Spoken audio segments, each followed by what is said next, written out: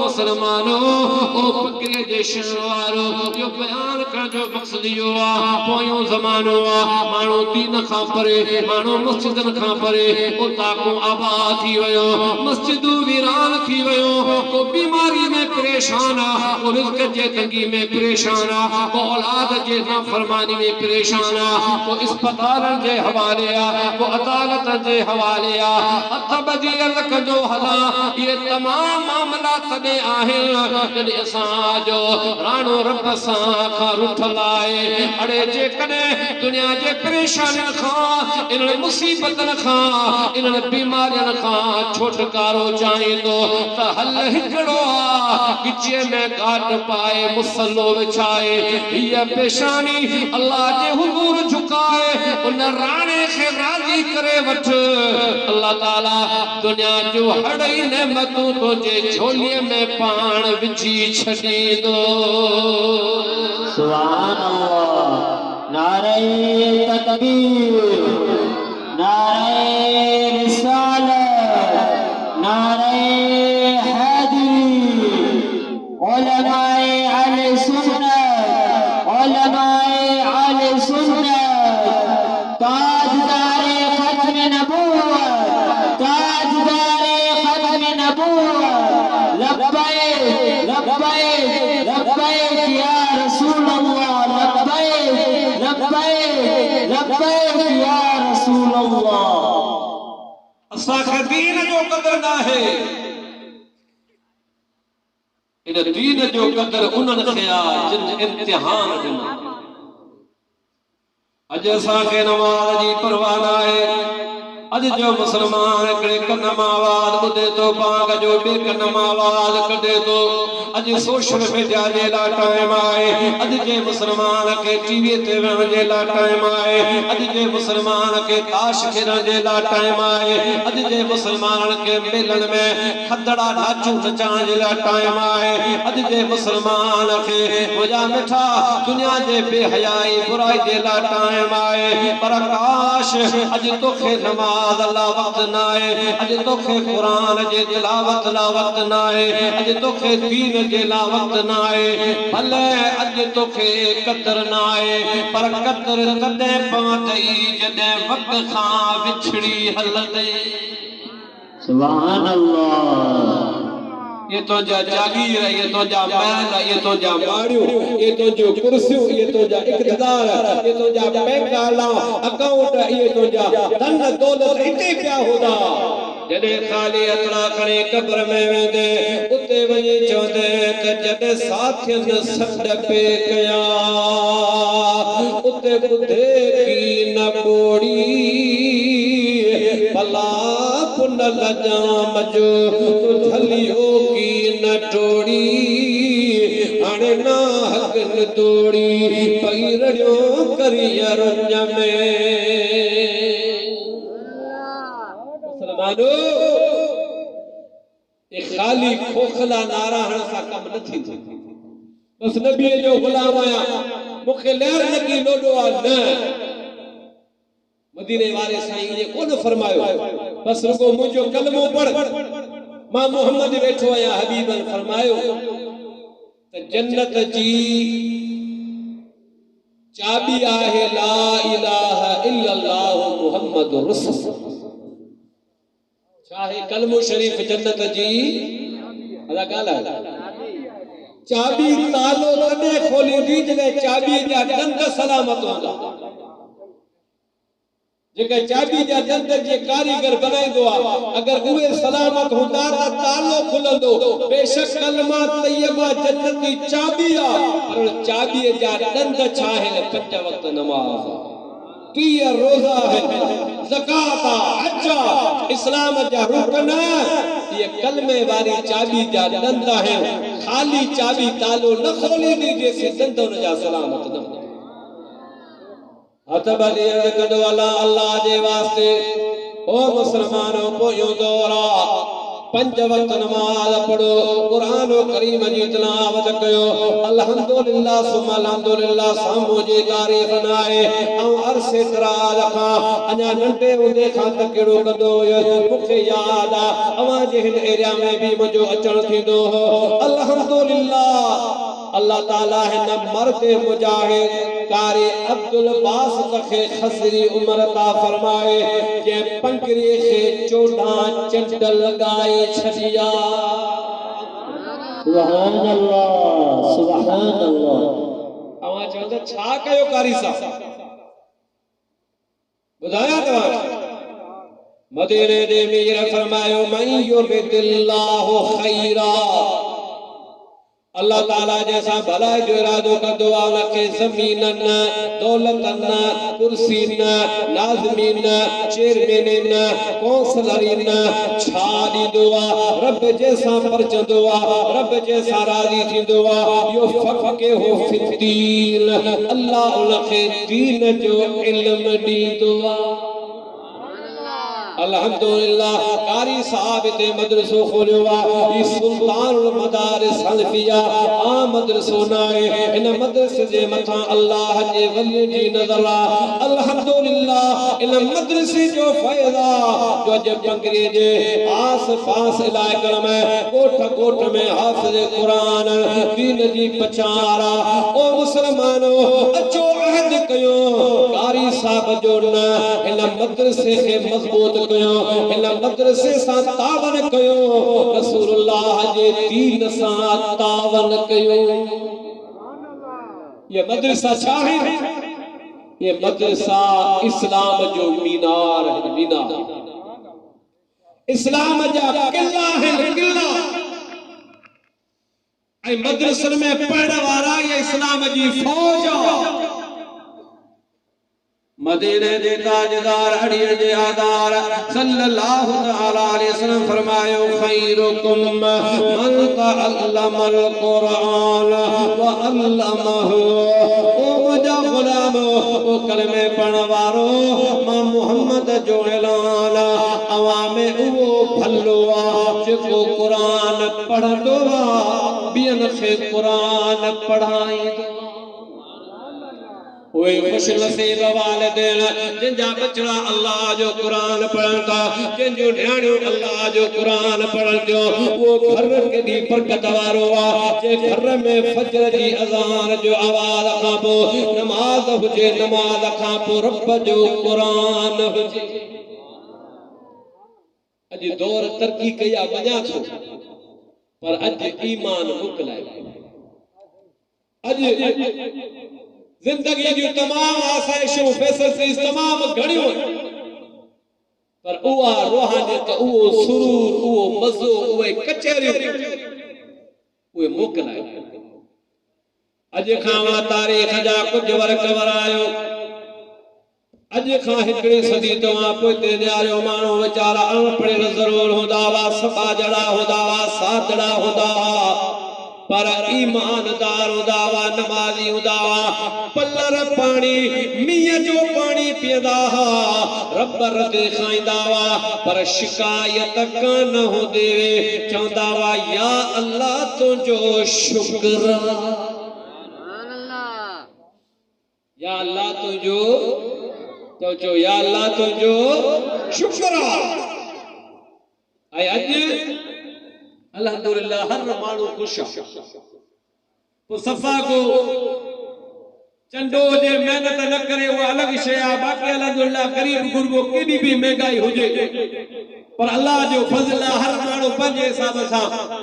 सुठो खाई सुठो पोइ पहिरें हले थो पर जेका भी पुछंदे अमीर खां वठी गरीब ताईं अदा ते ख़बर पहिरीं ज़मानो हूंदो माण्हू रब पीअंदा हुआ गरीब हूंदा हुआ हिकिड़ो जहिड़ो कपिड़नि जो हूंदो हो पर शिकायत कान हूंदी हुई जेका भी पुछंदे वे हर हाल में चवंदा हुआ अल्लाह जो शुक्र आहे अल्लाह जो शुक्र आहे ऐं हाणे दौर कहिड़ो वतो आहे जेका तो पुछे अदा कहिड़ा हाल थी चवंदो मौलवी साहब शुक्र आहे शुक्र आहे यार समझो पिया यार जॾहिं नमाज़ मोकिलाए वई हाणे त असांजी कचहरी अलाह मान वाला फीली आहे बेख़बरत वारो ब्लड प्रेशर घणो आहे तुम्हारी शुक्र अदा केतरी आ निराले चे कई थई या न हाने कचेरी तो मुआशरो ई थी वियो आ छाजे करे ये बीमारियों ये वबाऊं लेबाटियों हैरान थी वयो एतिरियूं बीमारियूं निकरी वयो सजो सबब छा है असा कुरान जे दामन मां हथ कढी मस्जिदूं वीरान थी वयो असा बीमारी जे हवाले थी वियासीं बरकतूं वयूं हलियो अन्न जा ढेर बयान पर दिल में सुकून न करोड़ जी बैलेंस पया पर सुकून ना है बब्बा टे गाड़ियों ॾिठो पर सुकून ना है वजारत मिली पर सुकून ना है दौलत जी कमी भी ना है पर दिल में सुकून ना है रात जो निंद ना है रात जो चैन ना है सजी रात जागी जागी बटे गोरियूं तो खाए कोई निंद थी अचे मुझा मिठाइयों सुकून काढे वयो जागो था यार दौलत भी आए अन्न भी आए अटो भी आए रोजगार भी आए पर कोई चैन ना है आवाज आयो गाना तो भलियो आ तो समझो तो दुनिया जे दौलत में आराम आ तो समझो तो भली गाड़ियों में सुकून आ तो समझो तो महल माड़ियों में जिंदगी जो चैन आ नन्नतों जी भुल्ला अल्लाह बिज़िक्रिल्लाह तत्मइन्नुल कुलूब खबरदार खबरदार दिलन जो सुकून अल्लाह जे जिक्र अल्लाह जे जो अल्लाह जे जिक्र में जे करे चाहे तो मुझे जिंदगी सुकून वाले गुजरे अल्लाह पाक मुके बीमारी खां बचाए इज्जत वाली जिंदगी गुजारिया तो या जिंदगी भी रब नमाज में रखिया जे करे चाहे तो मुझे औलाद फरमादार बने वने तो या फरमादारी भी रब नमाज में रखिया जे करे चाहे तो ये जिंदगी भी मुझे सवर दी वने कब्र में भी मुझे बेड़ो पार हो जे तो या कामयाबी भी रब नमाज में रखिया और मुसलमानों पोयो दौरा खुदा जे वास्ते पंजे बचन के अल्लाह जे कुरान जी तालीम दियो मदीने जे मीर फरमायो कुल्लुकुम मसऊलुन अन रइयतिही हर एक खां पंजे मातहत जे बारे में सवाल कयो वेंदो क़यामत दिहाड़ी बाबे खां पुछो वेंदो तो पंजे औलाद के दीनी तालीम ॾिनी या न ॾिनी इस्लाम मना नथो करे पंजे बच्चन के स्कूल पढ़ायो यूनिवर्सिटी पढ़ायो कॉलेज पढ़ायो सदा पढ़ायो पर सब खां पहले पंजे बच्चन के अल्लाह जे कुरान जी तालीम पंजे न्याणी के रब जे कुरान जी तालीम दियो असा रवाज होल पंजे न्याणी के दाज में एतरी दौलत ॾिनी मां इन खां वधीक ॾींदुसि पर उलमा लिखन था तो के रीस करनी आ त तू पंजे न्याणी के हाफ़िज़ कुरान पंजे न्याणे के कुरान जी तालीम दे अमीर भले पंजे न्याणे के दाज में करणू दे तू गरीब आ तो डोकर ना है तू पंजे न्याणे के रब जे कुरान जी तालीम दे तो ॼण अमीर खां कई हिस्सा मथे पंजे न्याणे के दाज दे पंजे बचन के अल्लाह जे कुरान जी तालीम दियो उहे घर केडी बरकत वारा होदा जिनजा बचड़ा कुरान पढ़ंदा अरे सुबह जो अल्लाह करे हर घर जो इहो मंजर होजे हर घर जो इहो समा होजे अम्मड़ भी कुरान खोले अब्बो भी कुरान खोले पुट भी कुरान खोली न्याणियों भी कुरान खोली कसम खणी चवां तो जे घर जो इहो माहौल होंदो उते परेशानी न होंदी उते बीमारी न होंदियूं बोली साहब घर में जिन्नन जो असर आ अदा जिते वीरान घर होंदा उते जिन्न न ईंदा त उते मलाइका ईंदा जॾहिं अल्लाह जा बानड़ा नेक हाफ़िज़ कुरान वही करे ज़मीन ते अल्लाह जो कुरान पढ़ंदा आहिनि मदीने जे मीर फरमायो अवा ज़मीन ते भी करे रात जो आसमान जे निहारींदा अवा के आसमान में तारा चमकदा नजर ईंदा रोशन नजर ईंदा इहे वरी आसमान में रहण वारी मखलूक जॾहिं ज़मीन ते निहारींदी आ त जे घर में कुरान जी तिलावत हूंदी आ वो तारे वांगर चमकंदो नजर ईंदो आहे ये मदरसो ही मस्जिदू असा जे मां जो नहीं मौलवी साहब जो अदा ही मदरसो या ही मस्जिद कारी साहब जी ना है कारी साहब पाण सा गड कब्र में खणी कोन वेंदो ही कार खैर आ ही असा तवा जे ईमान जो मयार आ ही मीनार आ अल्लाह करे क़यामत हिन मदरसे जो फैज़ जारी ऐं सारी रहे अवा का जेतरो थी सके रसूलुल्लाह जे दीन जे खातिर अवा तावन कयो कारी साहब चयो ना है पर मूंखे दीन जो दर्द आहे तव्हांखे हिकिड़ी अहिड़ी ॻाल्हि थो ॿुधायां ॿुधण खां पोइ इंशाअल्लाह जेकॾहिं अव्हां जे सीने में का दिल धड़कण वारी हूंदी तव्हांखे ॻाल्हि सम्झ में अची वेंदी अल्लाह जो कामिल वली आहे हज़रत मखदूम सरवर नूर रहमतुल्लाह चई सुभान अल्लाह कामिल वली अञा नंढड़ो ॿार पर आम ॿार न आहे बचपन खां इश्क नबी जी सुती ॾिनल हज़रत मखदूम सरवर नूर रहमतुल्लाह जो वालिद माजिद वॾो अमीर आ वॾो ज़मींदार हुयो जागीरदार आ पासे में को मदरसो हुयो मौली साहब आयो साईं जे वालिद माजिद वटि क़िबला अल्लाह सिया खे गंज ॾिनो आ कुझु मदरसे ला तावन कयो जागो था यार इतने वरी अमा कंद हिट कयो मता मौली साहब तावन न घुरी गालिबन बियो या टियो रुकू आ अल्लाह से कुरान में फरमाए थो ता बे सिपारे जो आ त हिकड़ो दाणो राह खुदा में हिकड़ो संग दींदे रब तो के सत संग बनाए मैं युकरिजुल्लाह कर्दन हसना यो न सस्ता मदरसे के दिनो मस्जिद के दिनो दीन के दिनो अल्लाह तो फरमाए तू मुझे राह में दीदे तो मुखे कर्ज जो दिए मां तो के डबल ट्रिपल दुगना पाता मौली साहब आयो हजरत मखदूम सरवर नूर रहमतुल्लाह जे बाबे वट क़िबला में ज़मींदार आयो पाड़े में मोहम्मद रसूल खोलियो आ ते यतीम बचड़ा मुसाफिर बचड़ा कुरान पढ़दा साईं जे बाबे तावन कयो पर तावन घट कयो मदरसे जो कम न मौली साहब वरी बी चक्कर मोटी आयो तो साईं जे वालिद माजिद वरी भी कुछ डोकर दिना पर मदरसे जो पूरो कम न थियो मखदूम सरवर नूर रहमतुल्लाह आहे नंढड़ो पर दीन जो एडो दर्द तो दिल में चए पियो काश अज सरपरस्त आऊं हुजा हा अज ये दौलत मुझे हथ में हुजे हा न रसूलुल्लाह जे दीन ते कुर्बान अल्लाह बटेरी गुजरा मौली साहब वरी बंद कयो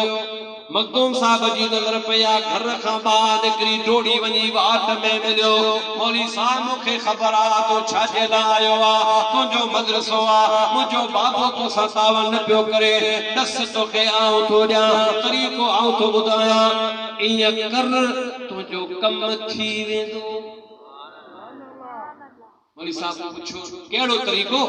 जी आऊं बाबे जो अकेलो पुटया लाडलो बचड़ो या मुसा डाडो बाबे के प्यार आ आऊं हली उते तो रांदरा तू मथा अच पर तू ही चोज मुझे पी के चोज ए नूह जा पी मुखे हेतरा डोकर दे मुखे मदरसे जो कम पूरो कराणो आ न दिने न हम बदवा दीदस पिट दीदस जो नूह मरी तुरगो ये चेज खाली आऊं जानी बानी अखियों बंद करे गिरी पई वो बाबो मुसा प्यार कंदो वो तो के जोलियो भरी दीदो वो तो जो कम थी वने को वरी तू चोज नू उठी ता उठी भाई जना सलाह करे आया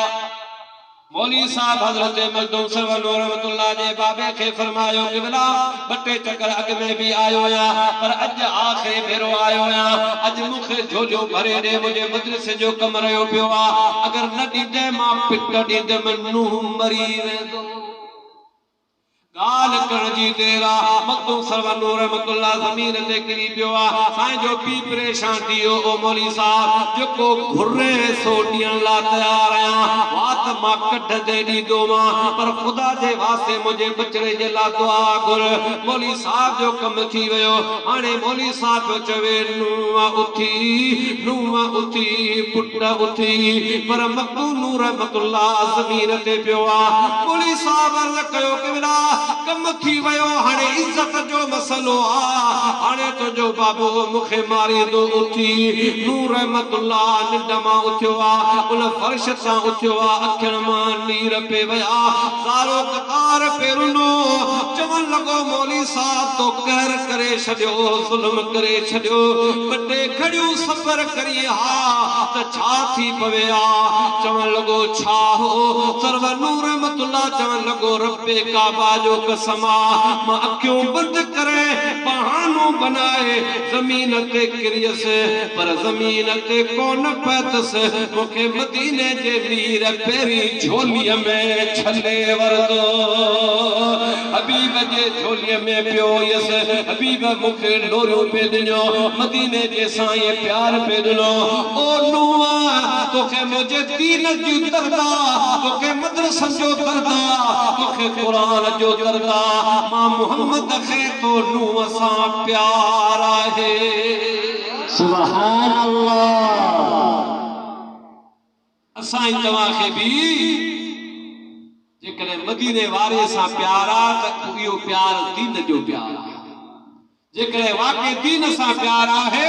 त मदरसन जो बि दर्द रख ऐं आसान तरीक़ो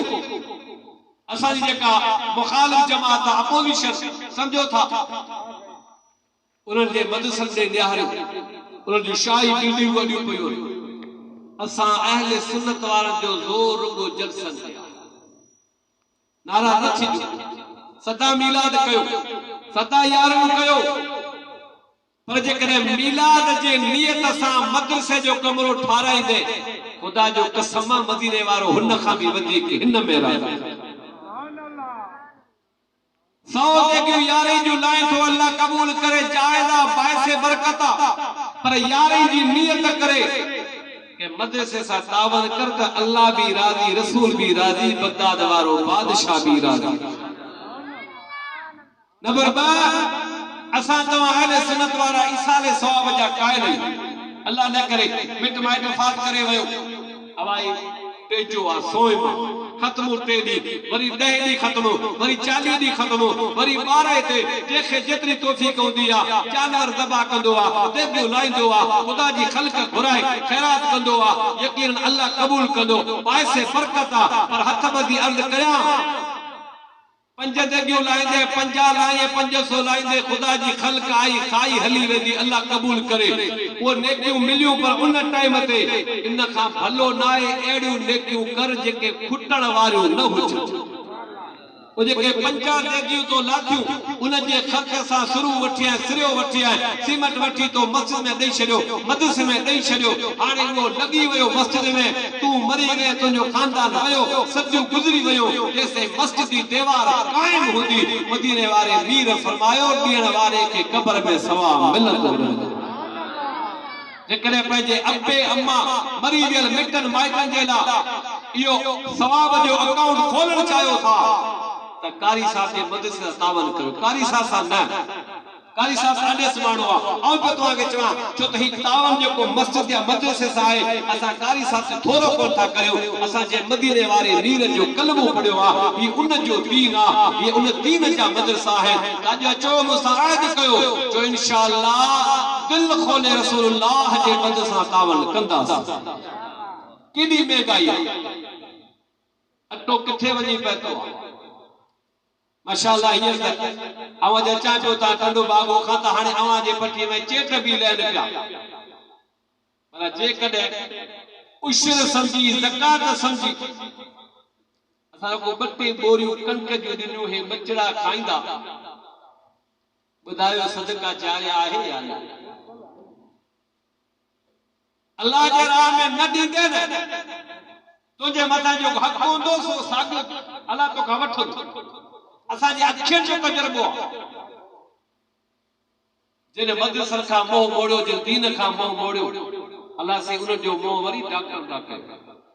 ये टेस्ट कराए ये कराए इतना ही पैसा ओडी जाया थीन था लेकिन उहे असी सच्ची दिल सां खुदा जे राह में मदरसन में दियो त अल्लाह भी राज़ी उन जो रसूल भी राज़ी खुदा जे वास्ते या गाल का कया पे मुफ्ती आजम पाकिस्तान मुफ्ती मुनीब रहमान बड़ी दर्द सा बयान कई त काश असा जा अहले सुन्नत वाला तो पंजे मिटन माइटन जा जेके चालिया 12 खत्मा कन था न